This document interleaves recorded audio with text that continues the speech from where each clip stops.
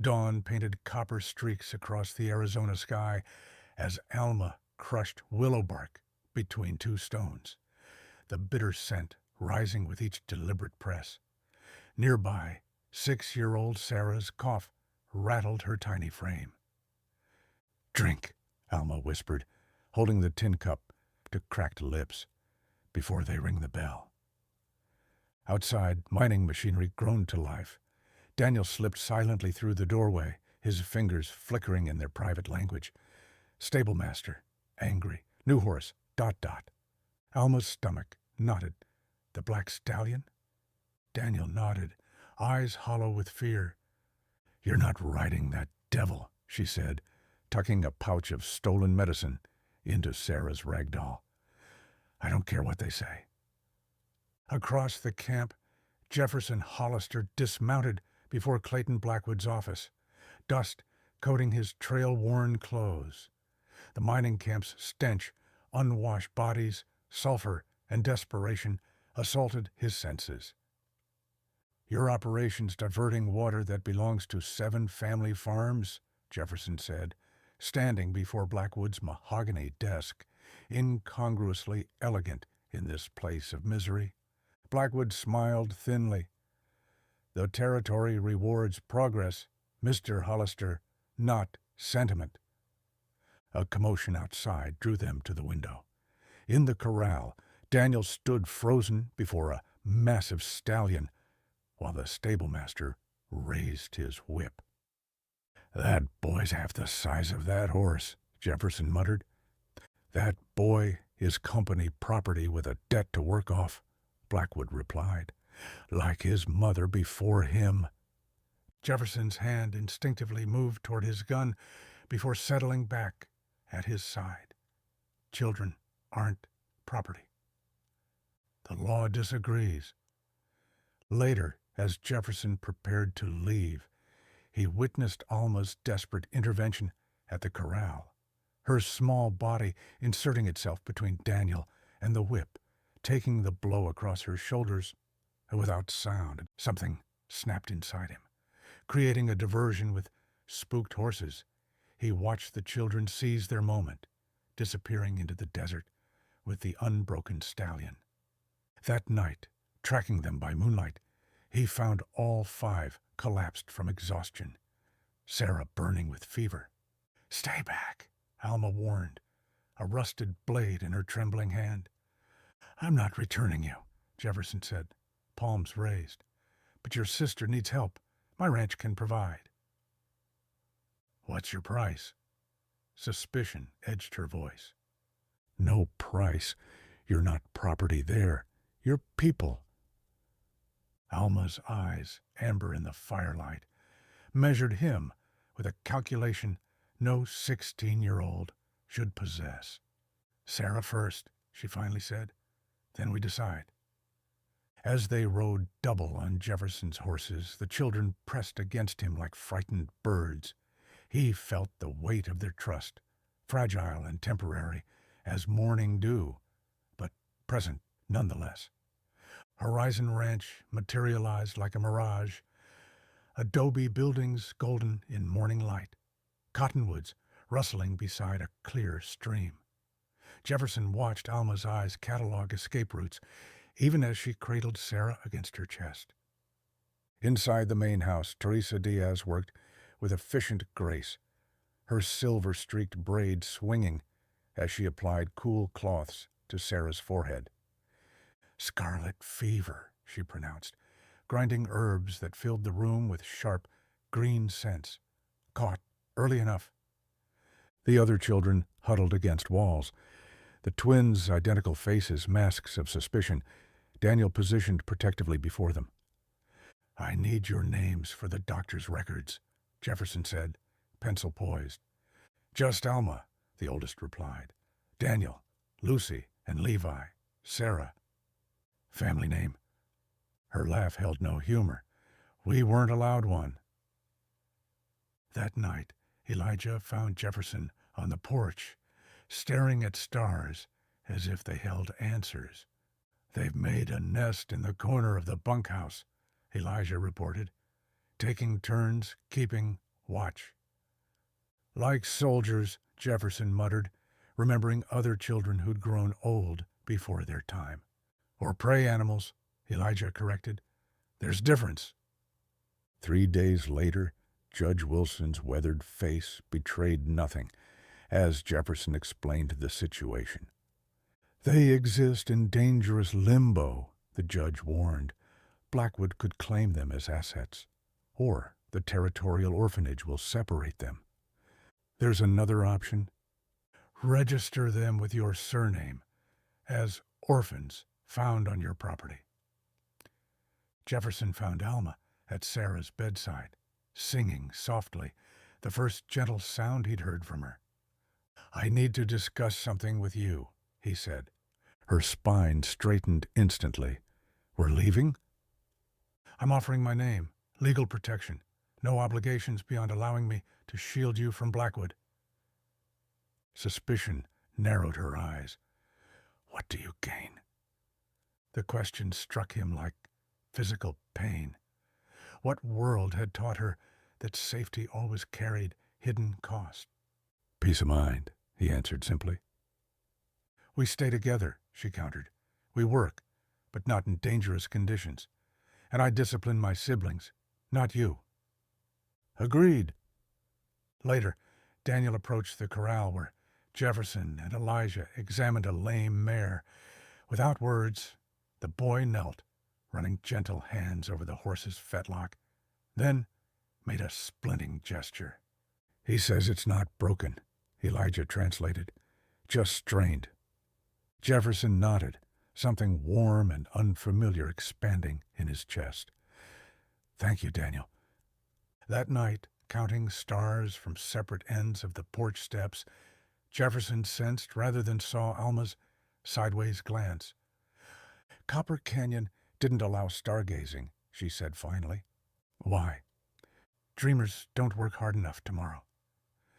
Their eyes met briefly in the darkness. The first thread of connection spun between them, fragile but real. Weeks melted into the rhythm of ranch life. Jefferson watched the transformation from his study window, Daniel in the stables, his hands gentle on horses' necks, the twins inventing complicated games involving irrigation ditches, Sarah chasing butterflies with unrestrained laughter. Only Alma remained vigilant, moving through chores with mechanical efficiency, shoulders tense beneath her borrowed dress. She's working herself to collapse, Elijah observed, setting coffee beside Jefferson. How do I convince her she's earned her place? You don't, Elijah replied. Time does. The fragile peace shattered when Margaret Palmer's buggy rattled into the yard, books stacked precisely beside her. These children need education, she announced, steel-rimmed spectacles flashing. The territorial office has standards. Inside the makeshift classroom, Daniel retreated to silent corners. The twins answered questions with deliberate nonsense, and Sarah, alone, leaned forward with hungry curiosity. Margaret thrust a primer toward Alma. Read this passage. Jefferson watched shame color Alma's cheeks as she stared at meaningless symbols. Miss Palmer, he interrupted, perhaps we could discuss alternative approaches. Later, alone with Alma in his study, Jefferson pulled a leather-bound book from his desk. I can't read properly either, he confessed, opening pages filled with backward letters and crossed-out words. Words dance before my eyes. Alma's fingers hovered over his childhood journal. Then how did you learn? Differently, he smiled, like you'll teach your siblings differently than Miss Palmer suggests. You're the first person who's ever asked how, she whispered. That evening, a telegram arrived. Blackwood had discovered their whereabouts. Jefferson found Alma at the spring house, her face illuminated by lantern light as she sorted herbs with Teresa. He's coming, she stated, reading his expression. Not while I breathe, Jefferson promised, the vehemence in his voice surprising them both. Teresa placed a sheet of paper before Alma. Practice your name. Jefferson watched as Alma's hand formed careful letters. Asterisk A-L-M-A asterisk. You need a middle name, Teresa said. Your mother's? Rebecca, Alma whispered, the name emerging like prayer. Alma Rebecca Hollister, Jefferson said, each syllable carrying weight. Something shifted in Alma's eyes. Not trust exactly, but possibility. I'll defend it, she said, touching the paper where her full name dried in fresh ink. We'll defend it together, Jefferson corrected gently. Their gazes held across the table, silent understanding passing between them. This was no longer merely legal protection, but something neither could yet name. Tax notices arrived with summer heat, impossibly inflated assessments that made Jefferson's jaw tighten as he calculated figures at his desk. Outside, whispers spread through Saguaro Junction. Inappropriate arrangement. Young girl. Widower. Blackwood's methods are improving, Jefferson told Elijah, voice tight with controlled anger. Men who buy people rarely stop at one purchase. Elijah replied, his meaning clear. Blackwood would escalate. The prediction proved true when cattle began dropping near the North Spring, foam speckling their muzzles. Jefferson recognized the bitter almond smell, cyanide in the water. All hands, he shouted, voice carrying across sun-baked earth. Move the herd south. What followed tested every boundary. Daniel communicated with horses through whispers and touch, guiding them from danger. The twins squeezed through narrow spaces to repair damaged pipelines. Even Sarah contributed, remembering water patterns from her explorations. And Alma, Jefferson watched her transform before his eyes, issuing calm directions that ranch hands followed without question. You've done this before, he said as they paused, sweat-soaked and dusty, beside the redirected stream. Kept people alive? Her smile held no humor. Every day, since I was 10. Later, Teresa arrived with her medical bag. Mrs. Kavanaugh's time has come. Difficult presentation. I need Alma. Jefferson's protest died unspoken as he saw the spark in Alma's eyes.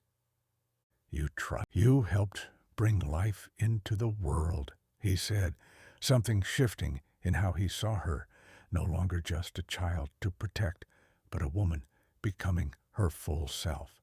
The next day, he led her to the storage shed, now transformed, shelves lined walls at perfect heights for her reach, small drawers labeled for different herbs, a work table angled toward natural light. Your space, he said simply, for your healing work. Alma's fingers traced smooth wood, disbelief in every line of her body. No one has ever built something for me before. That evening, Jefferson taught her to read from Teresa's medical text, his finger tracing words as she followed, when their hands accidentally touched over a diagram of the human heart. Neither pulled away immediately.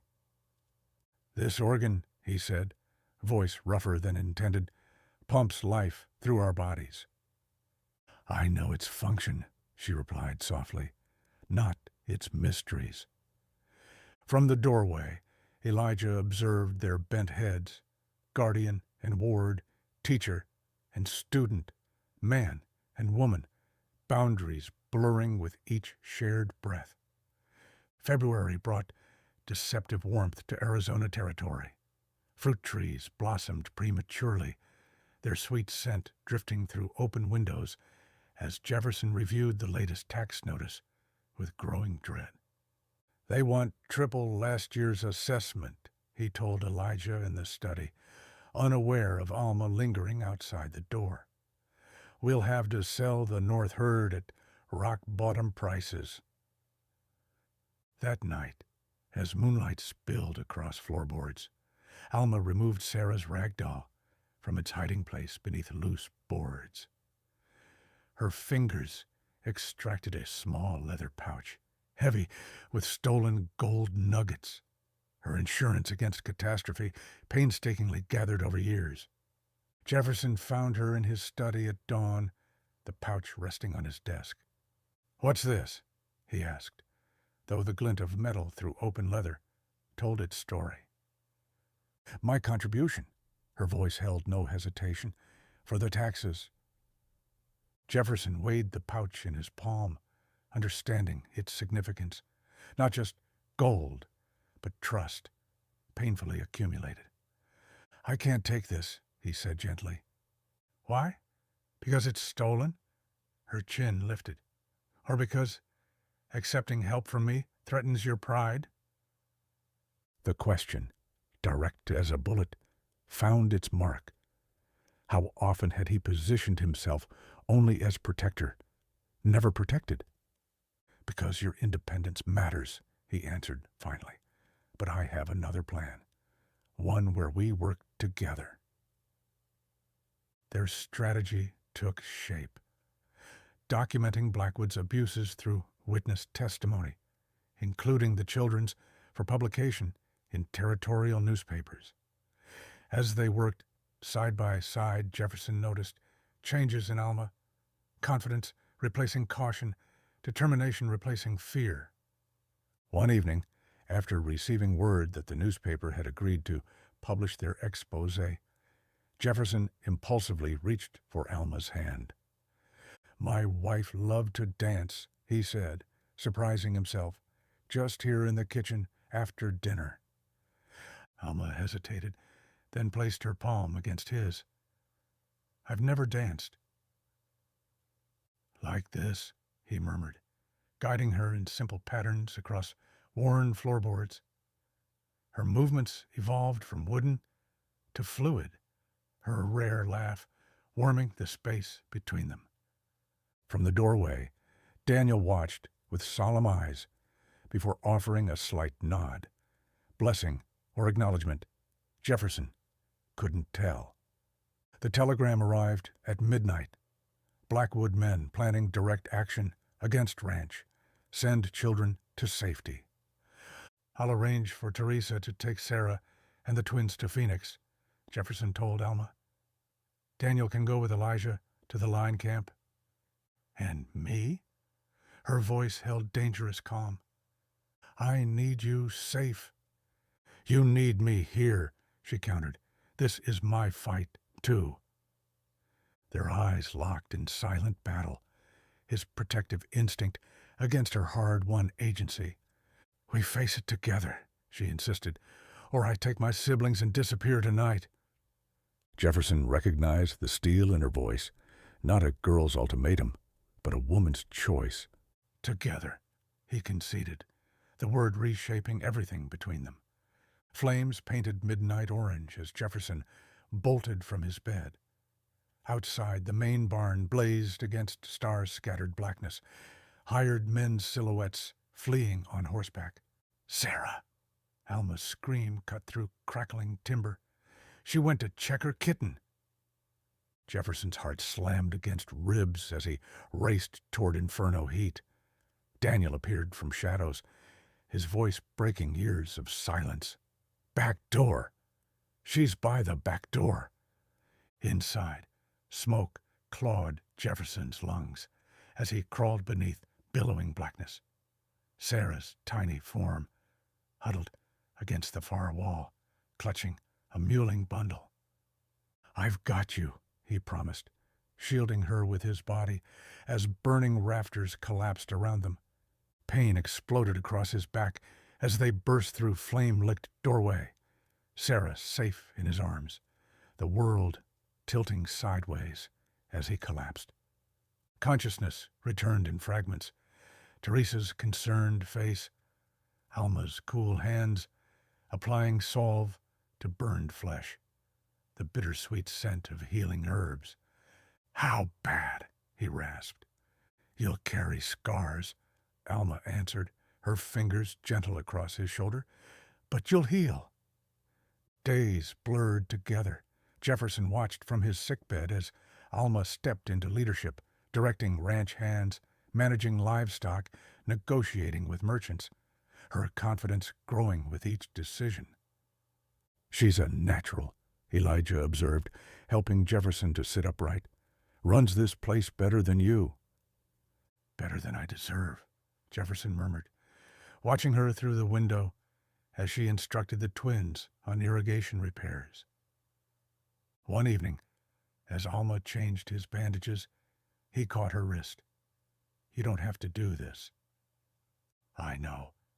Her eyes met his directly. "I choose to." The simplicity of her statement shifted something fundamental between them. No longer protector and protected, but equals who had each sacrificed for the other. News arrived with spring rains. Territorial authorities had finally moved against Blackwood following newspaper exposés. His operation faced legal scrutiny. His influence diminished. As Jefferson regained strength, he found Alma in her workshop, grinding herbs with precise movements. "Teresa's offered formal apprenticeship," she told him without preamble. "I could train as a proper healer." "You should accept," he said, though the thought of her leaving hollowed his chest. "Would you have me go?" The question hung between them, weighted with unspoken possibilities. "I would have you choose," he answered finally. "Your siblings, too. I'll support whatever futures you desire. Education, apprenticeships, your own land someday." Alma set down her mortar and pestle, turning to face him fully. "After everything, you would let us leave?" "Freedom means nothing if it's just another form of obligation." Understanding dawned in her eyes. This wasn't rejection, but the greatest gift he could offer.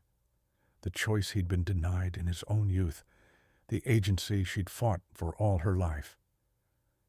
"And if I choose to stay," she whispered, "not from gratitude or necessity, but because this place, these people, have become home?" Jefferson's scarred hand found hers, fingers intertwining. "Then we build something new together." Autumn painted the mountains gold as harvest celebration transformed Horizon Ranch. 1 year since their escape from Copper Canyon, the changes were written everywhere. Irrigation systems designed with the twins' innovations, stables expanded under Daniel's care, a schoolroom built for Sarah, a proper clinic where Alma assisted Teresa. Jefferson observed from the porch, pride tightening his throat as he watched the siblings interact confidently with neighbors, no longer curiosities, but respected community members. "You've created something remarkable here," Judge Wilson said, joining him with coffee. "They created it," Jefferson corrected. "I just provided space." Across the yard a hush fell as Clayton Blackwood's carriage arrived uninvited.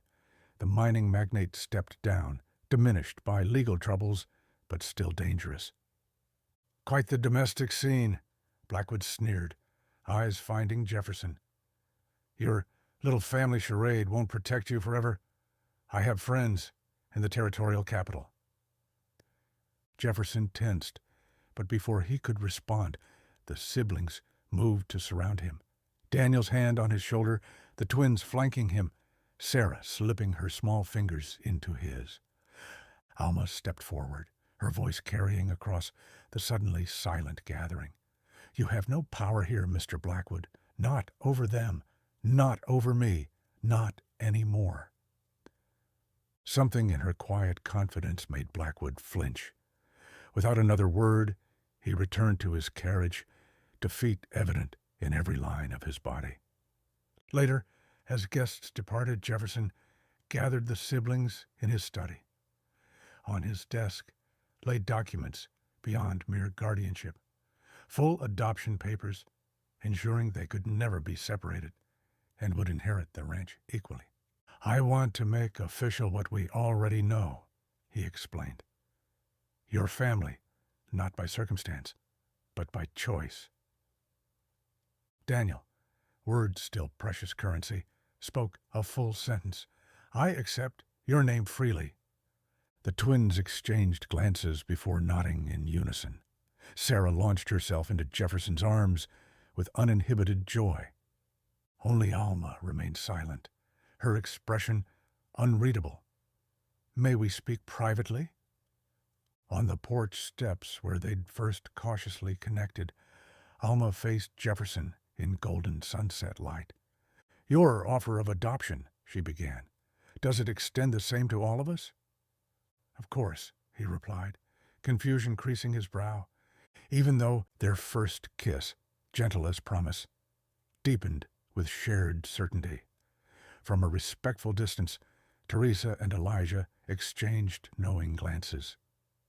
6 weeks later, Judge Wilson officiated 2 ceremonies: Jefferson's adoption of the younger children and his marriage to Alma, now full partners in ranch, family, and future. As they signed the documents, each wrote the name Hollister with significance transformed. No longer protection borrowed or identity granted, but legacy earned and freely chosen. The final victory over those who once thought people could be sold without names.